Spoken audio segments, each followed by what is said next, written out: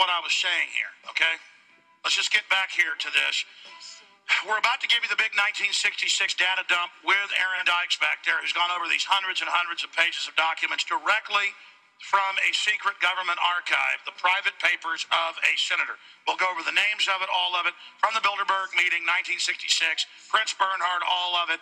We've got photo shots of that. Watson's got an article coming out soon. Charlie Skelton, the London Guardian, coming up, confirming Mitt Romney was there. This is big.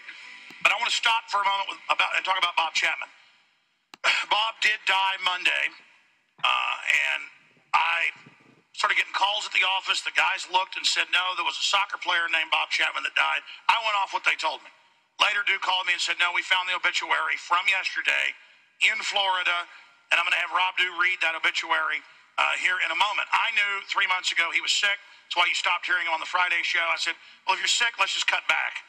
And then he was on every once in a while, and he was really too sick to do that. Then he said, yeah, I'm coming back to the U.S., but that's private.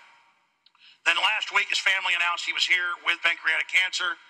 I was at Builderberg, didn't know that was authorized to talk about, so I still didn't. And then I hoped he wasn't dead yesterday, and we were incorrect. He died on Monday, and the obituary came out yesterday. So everybody that was calling us, you were correct.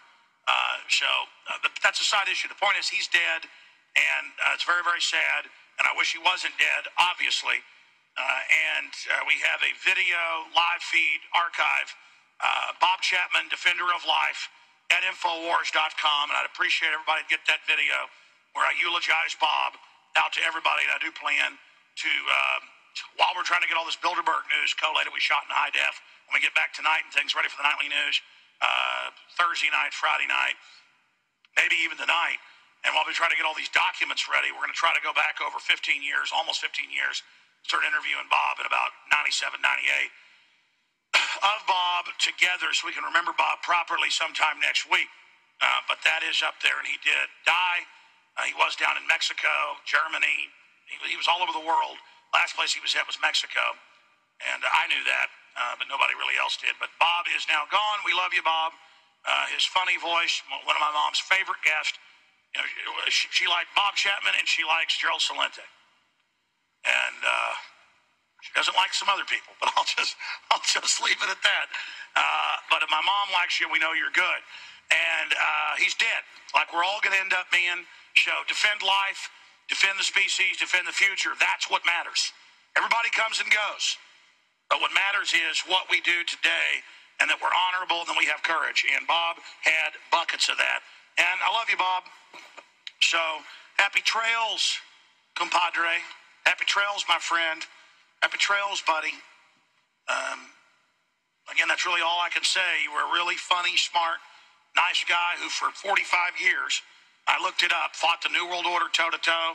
They planted hand grenades on him, death threatened him, set him up over and over again, and he finally left the U.S., a decade ago, and he came back to die with his family in Florida.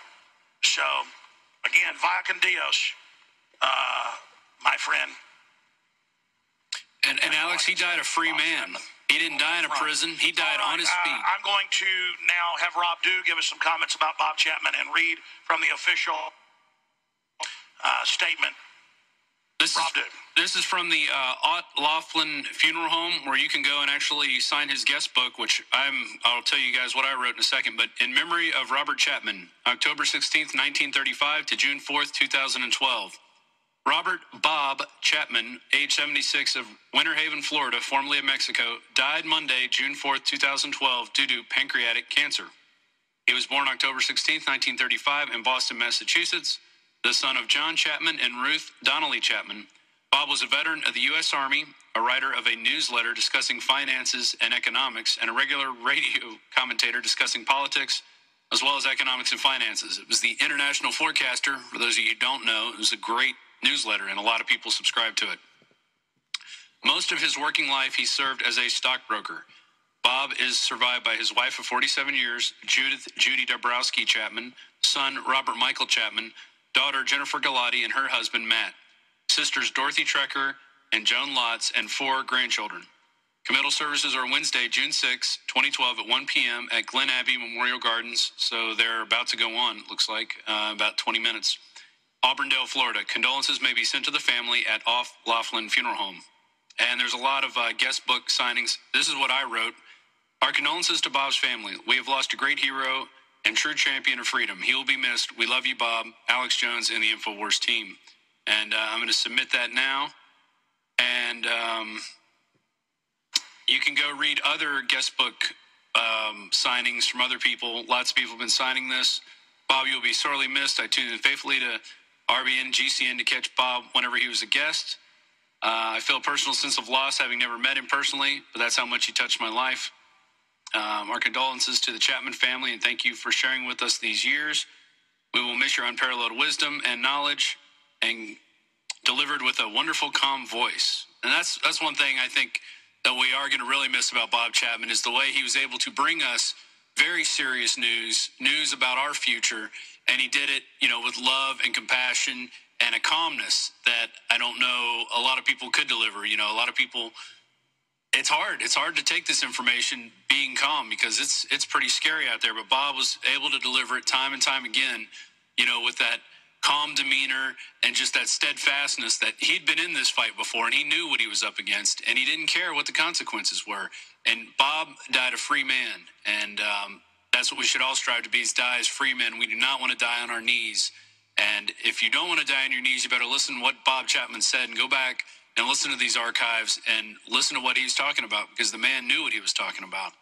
Alex, that's about all I have to say about Bob Chapman, except that we'll be bringing more to you about Bob, and we'll go back to you now if we are still connected. Absolutely. Roger, Houston, the Eagle is cruising down 35. You got us there. We got you. Sounding loud and clear. Okay, fantastic. Just so I don't have to do that, guys, you're doing a great job, all experimental. If you're getting me, and Dude's still talking, you guys just pop in and let me say, Purple Possum, we have you, or Eagle, or whatever cool name you want to give me. Purple Possum's a lot cooler than Eagle, but the point is that I like Purple Possum. Well, Roger, that general's pretty good.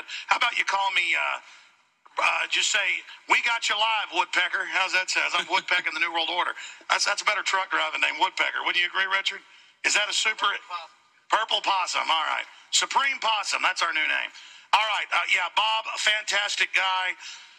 And it's funny, we have the 60th Jubilee of the wicked globalist Transylvanian Queen, literally.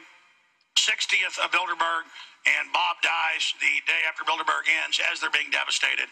And I know Bob's looking down from Valhalla, very, very, very, very happy today.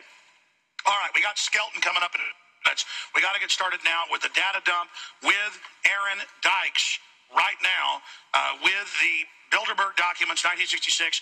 Aaron, recap it, why these are so important. That they say national sovereignty is bad, let NATO, UN take over, use the threat of war as the pretext, as they use World War I, World War II, who the senator was, the meeting, the wise men. Aaron Dykes, you have the floor until we go to break. Aaron Dykes, Builderberg, leaks, big breaking news, exclusive to Infowars.com and PrisonPlanet.com, streaming video at PrisonPlanet.tv. Aaron Dykes. What we have, Alex, is a gigantic data dump from 1966, the Wiesbaden Bilderberg Conference in Germany, right outside of Frankfurt. It is a skeleton key to foreign policy, how we've been infiltrated and taken over within the United States by people who abhor the United States, who want to destroy it from within. Now, you got to understand history. Going back to Robert... Are going to matter to you guys out there the most. And it's been a lot of fun. Of course, we lost Bob Chapman. Another hero and champion was Tom Cryer, and I had something here from him. He also died on the same day as Bob Chapman, which is really odd when you have two champions of freedom fall on the same day. He had been targeted by the IRS. He beat them in court. And then he went on to find truthattack.org and was a fighter. He was interviewed by Alex many times. I think we found an interview from 2009 yesterday, and we're also going to give a tribute to Tommy Cryer. In our world, obviously, a lot of people knew Bob Chapman a lot more because he was here pretty much every Friday. As long as I've been here, Friday was Bob Chapman Day. And in fact, our calendar if you look on any of our calendars that had people listed, Bob Chapman was there every Friday for the last hour of the show, sometimes even 2 hours. And it was really a pleasure to listen to him go on about his battles, all the stories he had.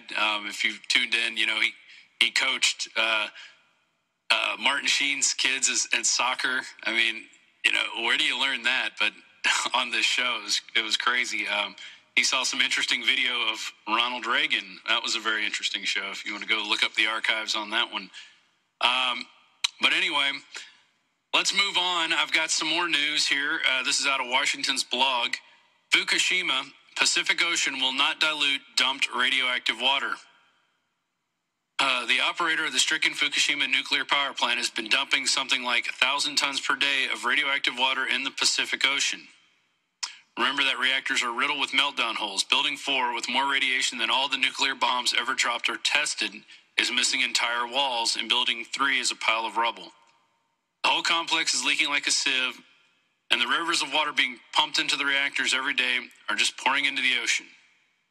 So you can go read the full article there on Washington's blog, and they have there's a shot of the radiation plume that is now, wow, look, there's Hawaii right there. So it's, and that's crazy because Hawaii is a beautiful paradise, beautiful weather. I've never been there myself, but I've talked to several people who have lived there, and they said it is unlike any place on earth. And hopefully they won't be too messed up from this, but it looks like it's coming their way. We went over the Google article. There's Bob Chapman. Here's an interesting one. Okay, oh yeah, there's the graphic. Oh, there's floating out. Wow, that's basically hitting Mexico, and then it's flowing back up. It's just kind of rotating there in the ocean. Man. Wow, look at that. I tell you, technology is very amazing at the things that we can look at from a different viewpoint and see these things over a long range. This is not short. So it looks like it brushed up against California. Now it's just going to kind of sit out there in the middle of the Pacific Ocean between the U.S. and Hawaii. Man, that is tremendous. San Francisco to get pre-crime surveillance cameras. This is from Paul Joseph Watson, and you can find this on Infowars.com. System alerts authorities to suspicious behavior. And we know they put stuff out. What is suspicious behavior? That's wearing a hoodie. That is talking on a cell phone. That's taking photos. That's holding a notebook. That's paying with cash. Any of those things would be considered suspicious behavior under their mantra. So, do you breathe air? Do you drink water? Hundreds of pre-crime surveillance cameras are to be installed in San Francisco's subway system that will analyze suspicious behavior and alert guards to potential criminal or terrorist activity before any crime has been committed. So let's say you go up to, you're looking this way, you're looking that way. Where's my train coming? Is it coming this way? Is it coming? Wow, that's suspicious behavior. That could be suspicious behavior, looking both ways. What if you did it fast? You're a terrorist. All of a sudden, you're a terrorist. We're going to be back with more. We've got Alex and Aaron and the crew bolting down the highway back to the command center. And it's Infowars.com. This is the Alex Jones Show. I'm Rob Dew, sitting in.